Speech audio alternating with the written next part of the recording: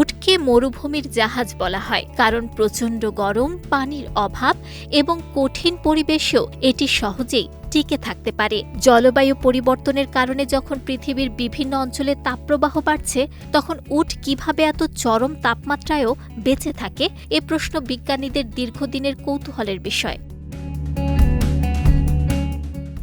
সম্প্রতি যুক্তরাষ্ট্রের Florida Atlantic ইউনিভার্সিটির গবেষকরা উটের তাপ সহনশীলতার রহস্য কোষীয় পর্যায়ে বিশ্লেষণ করেছেন। তাদের গবেষণায় দেখা গেছে, মানুষের তুলনায় উটের কোষ উচ্চ তাপমাত্রায় অনেক বেশি নমনীয় এবং স্থিতিশীল প্রক্রিয়ায় দেখায়, যা তাদের প্রতিকূল পরিবেশে টিকে থাকতে সাহায্য করে। বিএমসি জেনোমিক্স জার্নালে প্রকাশিত এই গবেষণা অনুযায়ী মানুষের কোষ তাপমাত্রার পরিবর্তনে তুলনামূলকভাবে কঠোর প্রতিক্রিয়া দেখায়, ফলে তাদের অভিযোজন ক্ষমতা কমে যায়।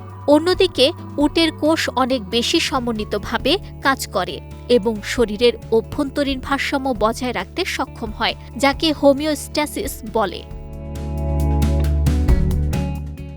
গবেষণায় উত্তর আফ্রিকা ও মধ্যপ্রাচ্যের এক কুঁজ বিশিষ্ট উট এবং মানুষের স্কিন ফাইব্রোব্লাস্ট কোষ নিয়ে তুলনামূলক বিশ্লেষণ করা হয়।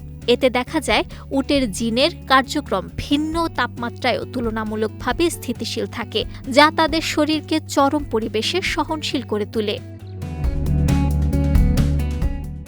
বিজ্ঞানীরা আরও জানান, এই গবেষণায় জিনের শুধু পরিবর্তন নয়, বরং তাদের আচরণের ধারাবাহিকতা ও সামঞ্জস্যতাও বিশ্লেষণ করা হয়েছে।